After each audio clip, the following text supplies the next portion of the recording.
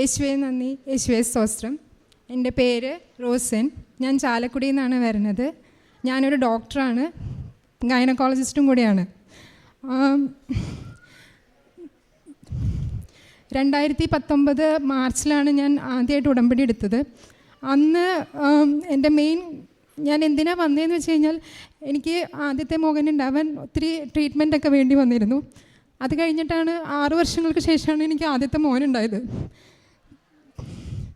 അത് കഴിഞ്ഞ് ഞാൻ ഇവിടെ വന്ന് ഉടമ്പടി എടുത്ത് പ്രാർത്ഥിച്ചു. 2 പ്രാവശ്യം പുതുക്കി. ഞാൻ ഗർഭിണിയായി. പക്ഷേ ഒക്ടോബറിൽ എനിക്ക് അബോർഷനായി. അപ്പം ഞാൻ വിചാരിച്ചു, മാതാവ് എന്നെ പരീക്ഷിക്കുന്നതായിരിക്കും,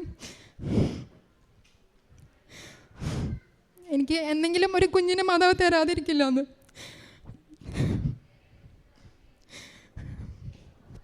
അന്ന് എനിക്ക് ഒരു കാര്യം മനസ്സിലായത്, എത്ര പഠിച്ചാലും എത്ര ഡിഗ്രി എടുത്താലും അതൊന്നും ഒരു കാര്യമില്ല. ഈശോയും മാതാവും വിചാരിച്ചാൽ മാത്രമേ എന്തെങ്കിലും ഈ ലോകത്ത് സംഭവിക്കുള്ളൂ.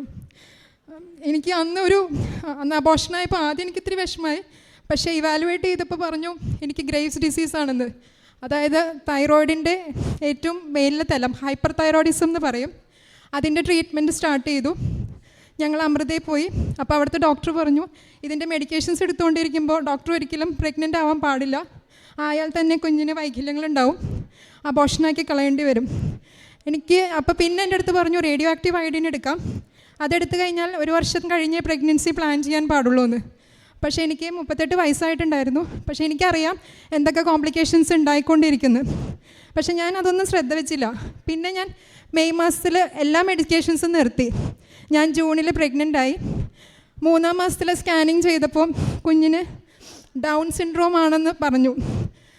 അപ്പോൾ പിന്നെയും എനിക്ക് ടെൻഷനായി. ഞാൻ എന്താ ചെയ്യേണ്ടതെന്ന് എനിക്ക് ഒരു എത്തം പിടി ഉണ്ടായിരുന്നില്ല. ഞാൻ മാതാവിനോട് പറഞ്ഞു, എനിക്കൊരു കുഞ്ഞിനെ തന്നേ പറ്റുള്ളൂ, എനിക്ക് എന്തായാലും വേണം കുഞ്ഞിനെ. എൻ്റെ ഹസ്ബൻഡ് എൻ്റെ അടുത്ത് പറഞ്ഞു, നമുക്ക് അബോർഷൻ ചെയ്യാം. ആളും ഡോക്ടറാണ്.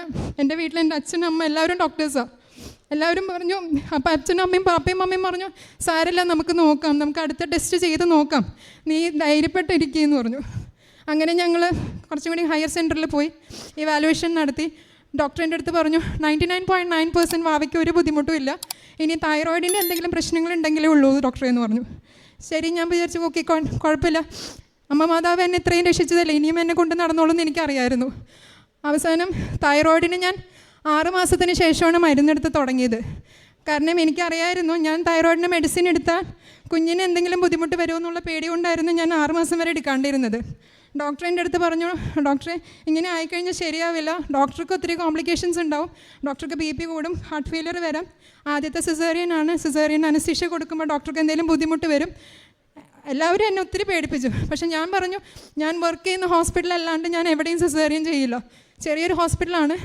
എൻ്റെ കൂടെ വർക്ക് ചെയ്യുന്ന മാഡം തന്നെയാണ് എനിക്ക് സിസേറിയൻ ചെയ്തത്. എൻ്റെ അടുത്ത് പറഞ്ഞു, സിസേറിയൻ കഴിഞ്ഞ ഉടനെ തൈറോയിഡ് നോക്കണം, കുഞ്ഞിൻ്റെ നോക്കണം, അമ്മയുടെയും നോക്കണം, കുഞ്ഞിൻ്റെ ഇടയ്ക്കിടയ്ക്ക് നോക്കിക്കൊണ്ടിരിക്കണം, അല്ലെങ്കിൽ കുഞ്ഞിന് മെൻ്റൽ റിട്ടാർഡേഷൻ വരാനുള്ള സാധ്യതകൾ കൂടുതലാണ്, ഡിലേ ഡെവലപ്മെൻ്റ് ആയിരിക്കും. അപ്പോൾ എന്താ ചെയ്യാമെന്ന് വിചാരിച്ചു. അപ്പം ഞാൻ പറഞ്ഞു, ഇല്ല, എനിക്ക് കുഴപ്പമൊന്നുമില്ല, എനിക്ക് പ്രശ്നമൊന്നുമില്ല, എനിക്ക് ദൈവം സഹായിച്ച മാതാവ് കുഞ്ഞിനെ തന്നാൽ മാത്രം മതി, വേറെ എനിക്ക് എൻ്റെ കാര്യം ഒന്നും എനിക്ക് പ്രശ്നമായിരുന്നില്ല. ഞാൻ കരഞ്ഞ് പ്രാർത്ഥിച്ചുകൊണ്ടിരിക്കുകയായിരുന്നു, ദിവസം കൊന്തെത്തിച്ചുകൊണ്ടിരിക്കും. തിരക്കുണ്ടോ? ഞാൻ 38 ആഴ്ച വരെ എനിക്ക് ഒരു BP യോ ഷുഗറോ ഒന്നും ഉണ്ടായില്ല. 38 വീക്സ് എൻ്റെ സിസേറിയൻ ഡേ വരെ രാവിലെ വരെ ഞാൻ റൗണ്ട്സ് എടുത്തിട്ടാണ് ഞാൻ സിസേറിയന് കയറിയത്. സിസേറിയൻ കയറി വാവ പുറത്തായപ്പോൾ തന്നെ എല്ലാവരും പറഞ്ഞു, കുഴപ്പമില്ല, വാവ നല്ല കരച്ചിലുണ്ട്, ടെൻഷൻ അടിക്കണ്ട. ആദ്യത്തെ തൈറോയ്ഡ് ലെവൽ വന്നു, നോർമൽ. പിന്നെ 5 ദിവസം കഴിഞ്ഞ് 2ാമത് നോക്കി, അതും നോർമൽ. പിന്നെ അത് കഴിഞ്ഞ ആഴ്ചയിൽ 2 ആഴ്ച കൂടുമ്പോൾ ടെസ്റ്റ് ചെയ്തുകൊണ്ടിരുന്നു. 3 മാസം വരെ ഇവനെ ഞാൻ നോക്കി, എല്ലാം നോർമലായിരുന്നു. അമ്മ മാതാവ് എനിക്ക് ഇത്രയും വലിയ സഹായം ചെയ്തു തന്നതിന് എനിക്ക് പറയാൻ വാക്കുകളില്ല, എങ്ങനെയാണ് ഞാൻ പറയേണ്ടതെന്ന് എനിക്കറിയില്ല. അത് കഴിഞ്ഞ് എനിക്ക് നേരത്തെ വരാൻ പറ്റിയില്ല, കോവിഡ് പ്രശ്നങ്ങൾ കാരണം കുഞ്ഞിനെയും കൊണ്ട് വരാൻ പറ്റിയില്ല. ഇവൻ്റെ ഫസ്റ്റ് ബർത്ത്ഡേ ആയിരുന്നു February 14th. അന്ന് ഞങ്ങൾ അതിന് 1 ആഴ്ച മുമ്പ് ഇവിടെ വന്നിരുന്നു.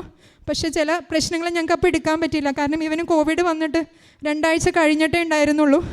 അപ്പോൾ ചെറിയ ഫിറ്റ്സ് വന്നായിരുന്നു, കണ്ടിന്യൂസ് ഫീവർ ആയിരുന്നു, ദേഹമാകെ തടിച്ച് പൊന്തിയിട്ടുണ്ടായിരുന്നു. പക്ഷേ ഇവിടെ നിന്ന് പ്രാർത്ഥന തൈലൊക്കെ ഉപയോഗിച്ച് കഴിഞ്ഞപ്പോൾ മോൻ്റെ ശരീരത്തിൽ ഇപ്പോൾ ഒരു ബുദ്ധിമുട്ടും ഇല്ല. അവൻ എല്ലാം പെർഫെക്റ്റ്ലി ഓൾറൈറ്റ് ആണ്. ഞാൻ എപ്പോഴും വായിക്കുന്ന ഒരു കാര്യമാണ്, പഠിക്കുന്ന മൂലം ഞാൻ എപ്പോഴും വിശ്വസിക്കുന്ന ഒരു കാര്യമാണ്, ഈ ലോകത്ത് ഏതെങ്കിലും ഒരു വലിയ വൈദ്യനുണ്ടെങ്കിൽ അത് ദൈവം മാത്രമാണ്. അതിൽ കവിഞ്ഞ് ആർക്കും ഒന്നും ചെയ്യാൻ പറ്റില്ല. ഒരു സിസേറിയൻ ചെയ്യുമ്പോഴോ എന്ത് സർജറി ചെയ്യുമ്പോഴാണെങ്കിലും ഞങ്ങൾ ഡോക്ടർമാർ പ്രാർത്ഥിക്കാതെ ഇൻസിഷൻ ഇടില്ല. അതേപോലെ തന്നെ ഇപ്പോൾ ഞാൻ വിശ്വാസപ്രമാണം പ്രത്യക്ഷീകരണ പ്രാർത്ഥനയും ചെയ്യാണ്ട് ഞാൻ ഒരു സിസേറിയനും മുന്നോട്ട് പോകാറില്ല. അമ്മ മാതാവ് എൻ്റെ കൈ പിടിച്ച് നടത്തുന്നുള്ള വിശ്വാസവും എൻ്റെ പേഷ്യൻസിന് ഒരു അപകടം വരുന്നില്ല വിശ്വാസത്തിലാണ് ഞാൻ മുന്നോട്ട് പോയിക്കൊണ്ടിരിക്കുന്നത്. ഈ അമ്മ മാതാവ് തന്ന എല്ലാ അനുഗ്രഹങ്ങൾക്കും നന്ദി. പിന്നെ എൻ്റെ ഭർത്താവിന് എപ്പോഴും ഭയങ്കര ദേഷ്യമാണ്, റെസ്പോൺസിബിലിറ്റീസ്. ആൾ ഡോക്ടറാണ്, പക്ഷേ ഉത്തരവാദിത്തം എന്ന് പറഞ്ഞ ഒന്നുമില്ല. പക്ഷേ എല്ലാവരോടും ഭയങ്കര ദേഷ്യം, എപ്പോഴും ദേഷ്യം. എനിക്ക് അറിഞ്ഞുകൂടെ എന്താ പ്രശ്നമെന്ന്.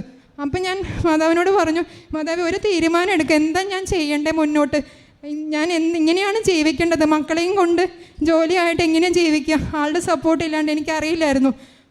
ഞാൻ വന്ന് ഫെബ്രുവരി 9 ഇവിടെ രണ്ടാമത് വന്ന് എൻ്റെ ആദ്യത്തെ ഉടമ്പടി പത്രം നഷ്ടപ്പെട്ടു പോയായിരുന്നു. വന്ന് ഉടമ്പടി എടുത്തു. അതിൻ്റെ ഒരൊറ്റ ആഴ്ച കഴിഞ്ഞപ്പോൾ തന്നെ ആൾക്ക് ഭയങ്കര മാനസാന്തരമാണ്. ഞങ്ങൾക്ക് അറിയില്ല അങ്ങനെയാണ് ആളങ്ങനെ ആയിപ്പോയെന്ന്.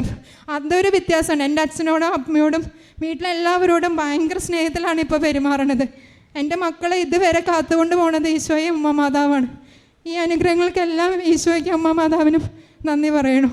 ഈശോയ്ക്ക് അമ്മയ്ക്കും പ്രത്യേകമായിട്ട് നന്ദി അർപ്പിക്കാം.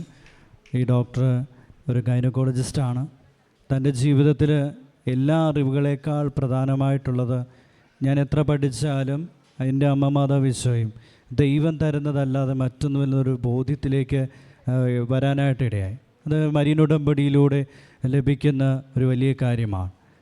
നമ്മൾ കർത്താവിനെ നോക്കിക്കൊണ്ട്, പരിശുദ്ധ അമ്മയെ നോക്കിക്കൊണ്ടാണ് ഈ മണ്ണിൽ കാലുകുത്തുന്നതെങ്കിൽ തീർച്ചയായിട്ടും അമ്മ മാതാവ് ഈശോയും നമ്മൾ നോക്കും.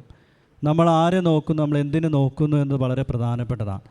നമ്മൾ കർത്താവിൻ്റെ വചനം പാലിക്കാനും ഈ ഉടമ്പടി ബന്ധം കൃത്യമായിട്ട് നിലനിർത്താനും ഇതിലൂടെ ഒരാഴപ്പെട്ടൊരു ജീവിതത്തിലേക്ക് നയിക്കപ്പെടാൻ, അങ്ങനെ തമ്പുരാൻ്റെ സന്നിധിയിൽ കൃപ നിറഞ്ഞ ഒരു വ്യക്തിയായി തീരാനാണ് നമ്മൾ ആഗ്രഹിക്കുന്നതെങ്കിൽ തീർച്ചയായിട്ടും നമ്മളെ കർത്താവ് ഒരിക്കലും താഴെയിടയില്ല. പ്രത്യേകിച്ച് പരിശുദ്ധ അമ്മ എത്ര അറിവുകൾ നേടുന്നു എന്നുള്ളതല്ല, മറിച്ച് നാം എത്രത്തോളം എളിമയോടുകൂടി തമ്പുരാൻ്റെ സന്നിധിയിലായിരിക്കുന്നു എന്നതാണ്. ഇത് നന്നായിട്ട് അറിയാവുന്ന അമ്മയാണ് പരിശുദ്ധ അമ്മ. അമ്മ അതുകൊണ്ട് തന്നെയാണ് നമ്മളെല്ലാവരും ഇവിടെ കൂട്ടിക്കൊണ്ടുവന്ന് ഈ ഉടമ്പടി എടുക്കാൻ നമ്മളെ പ്രേരിപ്പിക്കുന്നത്, നമ്മളെ സഹായിക്കുന്നത്. അങ്ങനെ മരീൻ ഉടമ്പടി എടുത്ത് പ്രാർത്ഥിച്ചിട്ടുള്ള എല്ലാവരും തന്നെ ഒന്നടങ്കം പറയുന്നൊരു കാര്യമുണ്ട്, ദൈവം ഒരിക്കലും കൈവിടില്ല. ദൈവത്തിൻ്റെ കൽപ്പനകൾക്കാണ് ഞാൻ പ്രാധാന്യം കൊടുത്തിട്ടുണ്ടെങ്കിൽ തീർച്ചയായിട്ടും കർത്താവ് കൂടെ നടക്കും. ഏറെ പ്രത്യേകമായിട്ട് കർത്താവിൻ്റെ കരസ്പർശനമുണ്ടാവും, പരിശുദ്ധ അമ്മയുടെ സാന്നിധ്യം ഉണ്ടാവും, കർത്താവ് കൂടെ നടക്കുന്ന അനുഭവത്തിലേക്ക് വരും. ഇവിടെ പ്രധാനമായിട്ടും ഈ ഡോക്ടർ പറഞ്ഞത് തന്നെ കുഞ്ഞിനെക്കുറിച്ചാണ്, രണ്ടാമതോടെ കുഞ്ഞിനെക്കുറിച്ചാണ്. ഒരു ഗൈനക്കോളജിസ്റ്റ് എന്ന നിലയിൽ കുഞ്ഞുങ്ങളുടെ എല്ലാ കാര്യങ്ങളും വ്യക്തമായിട്ട് അറിയാവുന്നൊരു വ്യക്തിയാണ്.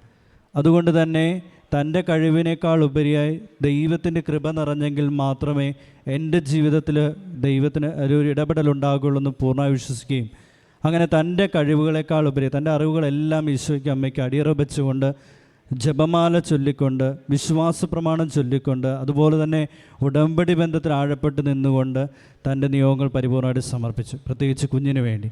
അങ്ങനെ ഒത്തിരിയേറെ കോംപ്ലിക്കേഷൻസ് ഉണ്ടായിരുന്നു. കുഞ്ഞിനെ കിട്ടത്തില്ല, അബോർഷൻ ചെയ്യണം, തൈറോയ്ഡ് ഉള്ളതാണ്, അത് കുഞ്ഞിനെ ബാധിക്കും, അല്ലെങ്കിൽ ഡൗൺ സിൻഡ്രം ഉണ്ടാകും, കുഞ്ഞിന് അംഗവൈകല്യം ഉണ്ടാകാം. ഒത്തിരിയേറെ ഡോക്ടേഴ്സ് പറയുന്നത് എല്ലാം ഇത് തന്നെയാണ്. ഒരിക്കൽ പോലും പറഞ്ഞില്ല കുഞ്ഞിനെ കിട്ടുമെന്ന് പലരും പറഞ്ഞിട്ടില്ല. പക്ഷേ ഉടമ്പടി ബന്ധം എടുത്തു കഴിഞ്ഞപ്പോൾ ഈ ഡോക്ടർ പറഞ്ഞത് ദൈവം തരും, എനിക്ക് കുഞ്ഞിനെ കിട്ടും, കുഞ്ഞിനെ തന്നാൽ മതി. പരിശുദ്ധ അമ്മയുടെ മുറുകെ പിടിച്ച് പ്രാർത്ഥിക്കുന്നത് തന്നെയാണ്. അപ്പം അതിൻ്റെ ഫലമായിട്ട് അമ്മ മാതാവ് ഇടപെട്ടു. യാതൊരു കുഴപ്പവുമില്ലാതെ, ഒരു കുറവുമില്ലാതെ, സിസേറിയൻ ആയിരുന്നെങ്കിലും കുഞ്ഞിനെ പൂർണ്ണ ആരോഗ്യത്തോടുകൂടി അമ്മ മാതാവ് നൽകി. പലതും ഡോക്ടർ പറഞ്ഞത് ഡൗൺ സിൻഡ്രോം ഒക്കെ ഉണ്ടാവും, അല്ലെങ്കിൽ തൈറോയ്ഡ് ബാധിക്കുമെന്നാണ്. പക്ഷെ ഒരു തൈറോയ്ഡും ബാധിക്കാതെ, ഒരു അംഗവൈകല്യം ഇല്ലാതെ ആരോഗ്യമുള്ളൊരു കുഞ്ഞിനെ അമ്മ മാതാവ് ഈശോയും ഈ ഡോക്ടറിന് നൽകി അനുഗ്രഹിച്ചു. അതുപോലെ തന്നെ കോവിഡ് ബാധിച്ചിരുന്നു കുഞ്ഞിനെ. അപ്പോൾ ആ കുഞ്ഞിനെ കോവിഡിനെ ബാധിച്ചപ്പോൾ ശരീരത്തിൽ തടിപ്പുണ്ടായി. പക്ഷെ അത് ഉടമ്പടി പുതുക്കിയതിന് ശേഷം, ഉടമ്പടി വന്നെടുത്തതിന് ശേഷം അമ്മ മാതാവ് അതും ക്രമീകരിച്ച് കർത്താവ് പൂർണ്ണ സൗഖ്യം നൽകി അനുഗ്രഹിച്ചു. ഉടമ്പടി തൈലം ഉപയോഗിച്ച് പ്രാർത്ഥിച്ചതിൻ്റെ ഫലമായിട്ട് വിശ്വാസ പ്രമാണം ചൊല്ലിയപ്പോൾ ആ തടിപ്പ് മാറി. കോവിഡിൻ്റെ എല്ലാ സിംറ്റംസും, അത് പോസ്റ്റ് കോവിഡിൻ്റെ എല്ലാ കാര്യങ്ങളും പരിശുദ്ധ ക്രമീകരിച്ചത് സൗഖ്യം നൽകി. അതുപോലെ തന്നെ ഏറ്റവും വലിയൊരു അനുഭവമാണ് ജീവിത പങ്കാളി സപ്പോർട്ട് ചെയ്യണം എങ്കിലേ ജീവിതം മുന്നോട്ട് പോകുകയുള്ളൂ. അത് അമ്മയോട് പറഞ്ഞപ്പോൾ അമ്മ മാതാവ് അത് സീരിയസ് ആയിട്ട് കണ്ടു, അത് ഈശോയ്ക്ക് കൊടുത്തു. അങ്ങനെ ദേഷ്യക്കാരനായിരുന്ന ഭർത്താവ്, ജീവിത പങ്കാളി പരിപൂർണമായിട്ട് എങ്ങനെയാണത് മാറിയെന്ന് അറിയത്തില്ല. പരിശുദ്ധ അമ്മ ആ മകൻ്റെ ഹൃദയത്തിലേക്ക് പരിശുദ്ധാത്മാവിനെ നിറച്ചു, അല്ലെങ്കിൽ അമ്മ മാതാവ് ഈശോയുടെ കരങ്ങളിലേക്ക് ആ മകനെ കൊടുത്തു. ഈശോ ആ മകനെ കൃപ കൊണ്ട് നിറച്ചു. അങ്ങനെ പരിപൂർണമായിട്ട് ദേഷ്യമെന്ന മേഖല മാറി എല്ലാവരോടും നല്ല രീതിയിൽ പെരുമാറാനായിട്ട് തുടങ്ങി.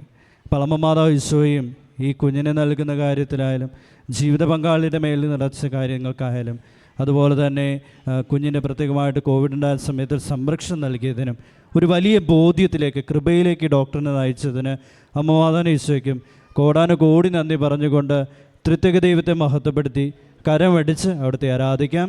ഈശോയെ നന്ദി, ഈശോ ആരാധന, ഈശോ